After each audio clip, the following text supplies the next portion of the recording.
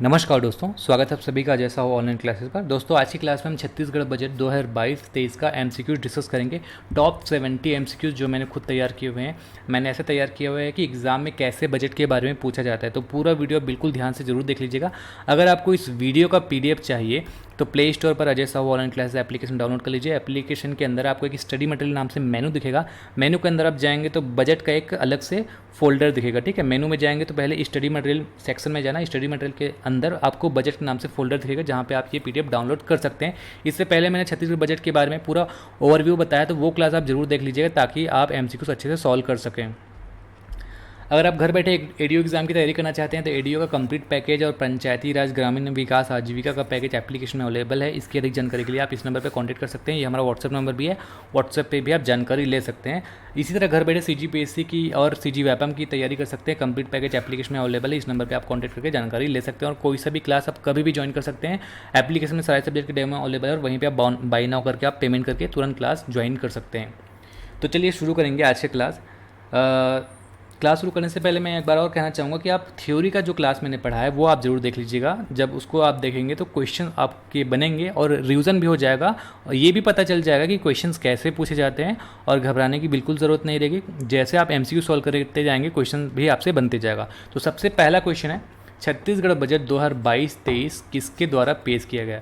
तो मैंने बताया था कि कोई भी बजट जो है वित्त मंत्री के द्वारा पेश किया जाता है। इस बार भूपेश बघेल द्वारा पेश किया गया और भूपेश बघेल ही वित्त मंत्री छत्तीसगढ़ के। तो छत्तीसगढ़ का जो बजट है वो कौन पेश किया, भूपेश बघेल पेश किया। इसका सही जवाब होगा भूपेश बघेल। यह भूपेश बघेल का कार्यकाल का कौन सा बजट था। भूपेश बघेल के कार्यकाल का ये चौथा बजट था, याद रखेंगे। इस वर्ष जिस ब्रीफकेस में बजट पेश किया गया वह किससे बना हुआ था। देखिए एक खास तरह का ब्रीफकेस बनाया गया था इस वर्ष के बजट में जो कि गोबर से बना हुआ था और पूरे भारत में ऐसा पहली बार हुआ कि कोई मुख्यमंत्री जब बजट पेश किया तो वो ब्रीफकेस गोबर से बना हुआ था। और इस ब्रीफकेस में संस्कृत से एक वाक्य भी लिखा हुआ था। उस वाक्य को आपको बताना कि कौन सा वाक्य इस ब्रीफकेस में लिखा हुआ था। तो इस ब्रीफकेस में लिखा हुआ था गोमय वस्ते लक्ष्मी, जिसका अर्थ होता है गोबर में लक्ष्मी का वास होता है।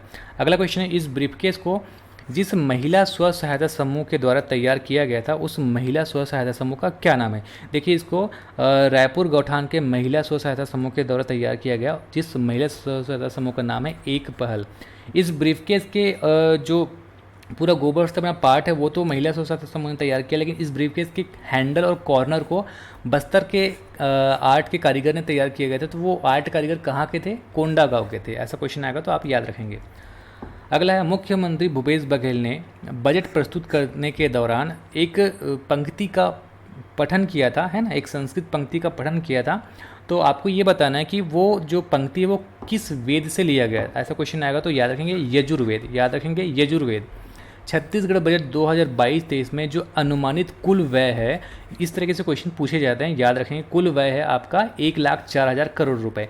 इसी तरीके से आपको ये याद रखना है कि कुल आय के साथ साथ कुल व्यय, है ना, मैंने आय कहा या व्यय का एक ही आंसर है, ये दोनों का 1,04,000 करोड़ है। तो इसमें कंफ्यूज नहीं होना, कुल व्यय भी 1,04,000 करोड़ है और कुल आय भी 1,04,000 करोड़ है। कितना, 1,04,000 करोड़ कुल आय अनुमानित है और कुल व्यय भी 1,04,000 करोड़ अनुमानित है।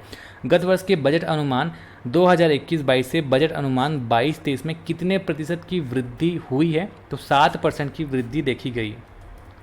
छत्तीसगढ़ बजट 2022-23 में अनुमानित राजस्व व्यय कितना है। देखिए राजस्व व्यय जो है वो सबसे ज़्यादा व्यय होता है। तो ये जो अनुमानित राजस्व व्यय है वो है 88,372 करोड़।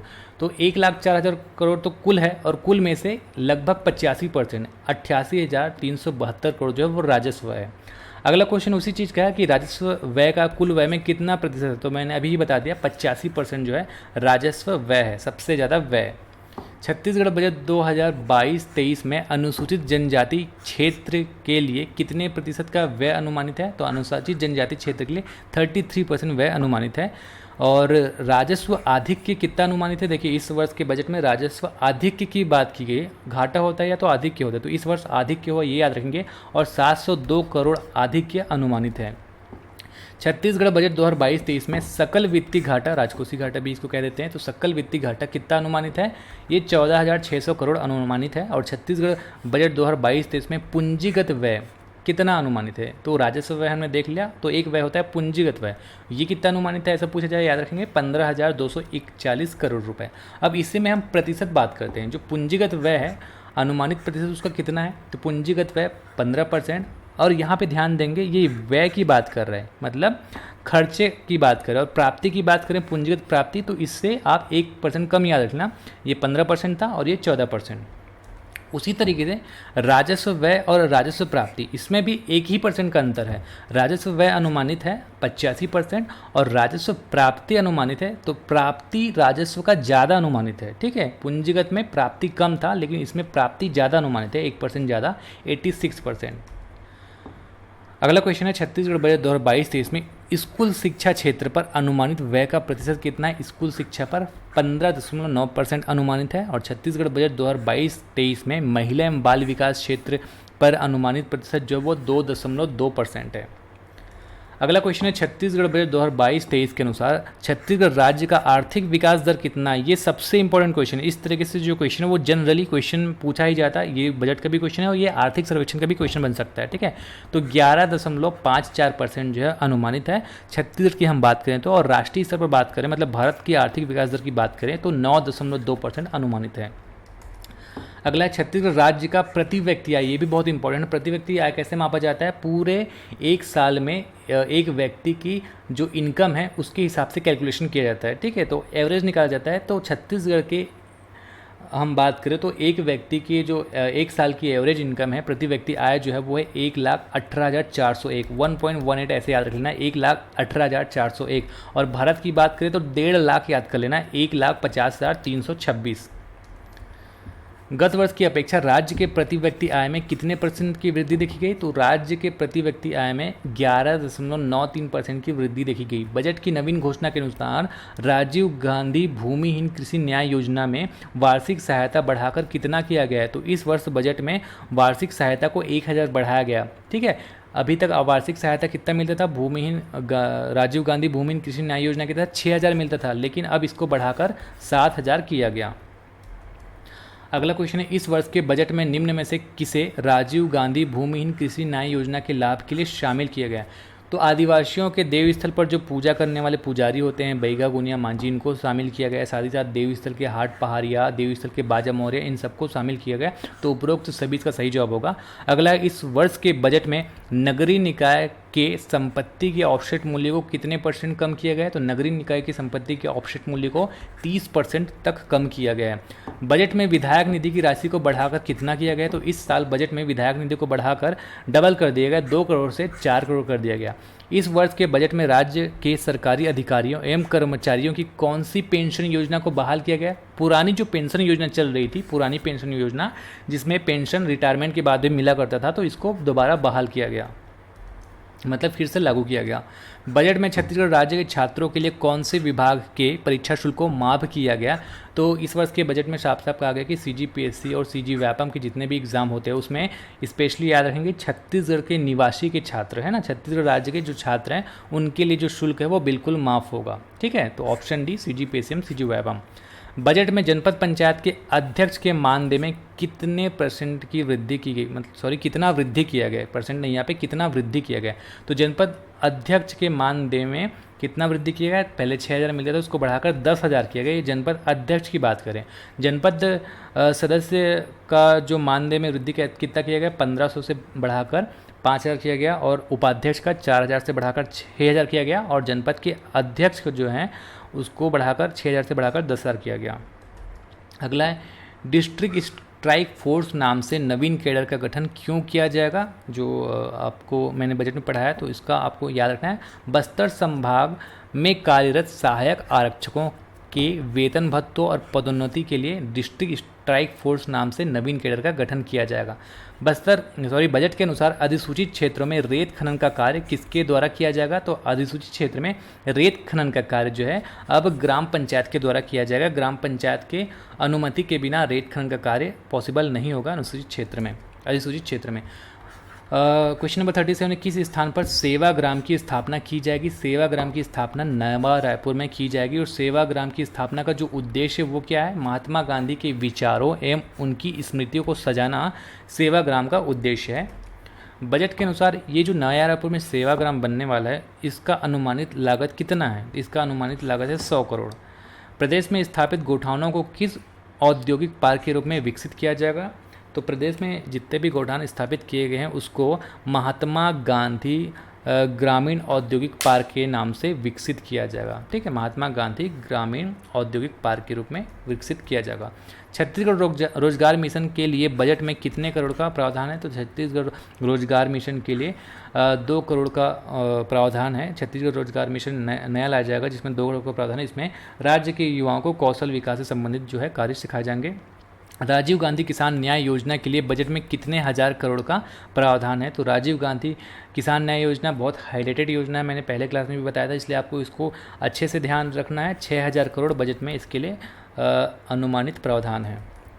चिराग परियोजना के लिए बजट में कितने करोड़ का प्रावधान है? तो चिराग परियोजना के लिए 200 करोड़ का प्रावधान है। कृषक समग्र विकास योजना के लिए बजट में कितने करोड़ का प्रावधान है? 123 करोड़ का प्रावधान है।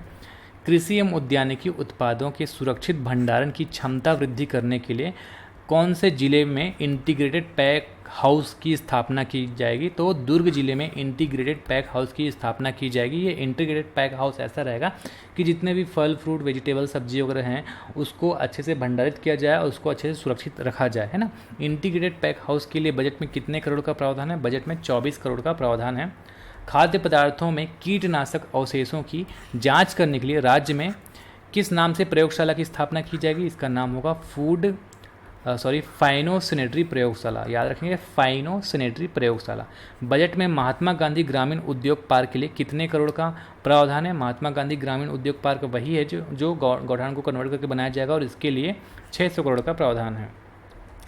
बजट में फसल बीमा योजना के लिए कितने करोड़ का प्रावधान है? बजट में फसल बीमा योजना के लिए 575 करोड़ का प्रावधान है। राज्य में प्रधानमंत्री कुसुम योजना के अंतर्गत सोलर पंपों की स्थापना हेतु कितने करोड़ का प्रावधान है बजट में? ऐसा क्वेश्चन आएगा तो आपको याद रखने का, इसमें आपको 200 करोड़ के आसपास का प्रावधान है ना, 200 करोड़ प्रावधान है जहाँ तक मुझे याद आ रहा है। इसको आप एक बार रीचेक कर लीजिएगा। जहाँ तक मुझे याद है 200 करोड़ का प्रावधान होना चाहिए। अगर आपको इसका आंसर मिल जाएगा या फिर मैं थोड़ा सा कंफ्यूज हो रहा हूँ तो कमेंट बॉक्स में आप कमेंट करके ज़रूर बता दीजिएगा।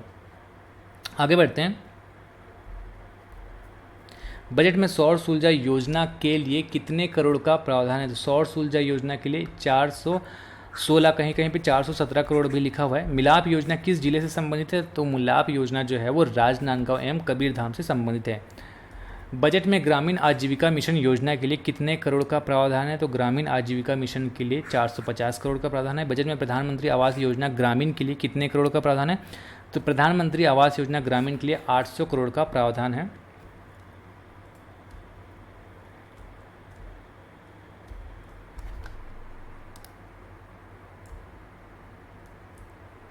चलिए इसको मैंने रीचेक कर लिया। प्रधानमंत्री कुसुम योजना के अंतर्गत जो है 100 करोड़ का प्रावधान है। आगे बढ़ते हैं।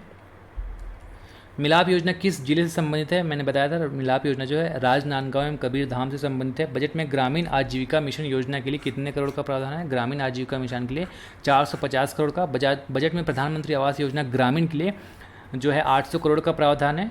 बजट में नक्सल प्रभावित जिले जैसे बीजापुर हो गया, सुकमा हो गया, दंतेवाड़ा में कुल कितने स्टील ब्रिज निर्माण का प्रस्ताव है? टोटल 47 स्टील ब्रिज के निर्माण का प्रस्ताव है। प्रधानमंत्री ग्राम सड़क योजना के लिए बजट में कितने करोड़ का प्रावधान है? प्रधानमंत्री ग्राम सड़क योजना के लिए 1675 करोड़ का प्रावधान है। राष्ट्रीय ग्रामीण रोजगार गारंटी योजना के लिए बजट में कितने करोड़ का प्रावधान है? तो राष्ट्रीय ग्रामीण रोजगार गारंटी योजना के लिए 1702 करोड़। कौन से स्थान पर ककुन बैंक की स्थापना की जाएगी? ककुन बैंक की स्थापना जो है नानपुर, जो कि जगदलपुर विकासखंड के अंतर्गत आता है, इसमें ककुन बैंक की स्थापना की जाएगी। वर्तमान में कितने अंग्रेजी माध्यम के स्वामी आत्मानंद विद्यालय संचालित है? वर्तमान में 171 स्वामी आत्मानंद विद्यालय जो कि इंग्लिश मीडियम है वो संचालित है, लेकिन इस वर्ष बजट में हिंदी माध्यम के भी स्वामी आत्मानंद विद्यालय खोले जाने की बात कही। तो टोटल जो है 32 स्वामी आत्मानंद विद्यालय खोले जाएंगे जो कि हिंदी माध्यम के होंगे। राज्य में विगत 3 वर्षों में कुपोषण में कितने % की कमी पाई गई है?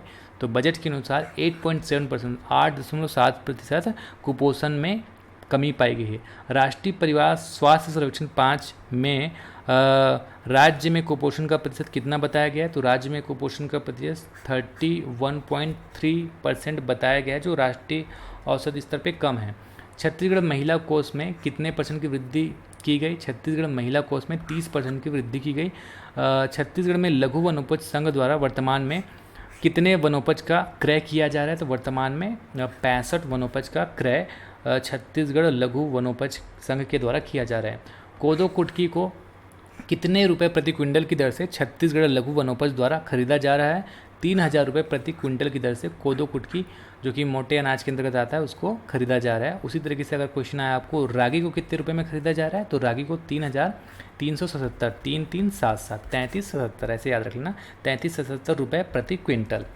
राज्य में उत्पादों को किस ब्रांड के नाम से बेचा जाएगा? तो छत्तीसगढ़ के जो उत्पाद होंगे उसको छत्तीसगढ़ हर्बल नाम से बेचा जाएगा। ठीक है, छत्तीसगढ़ हर्बल्स के नाम से।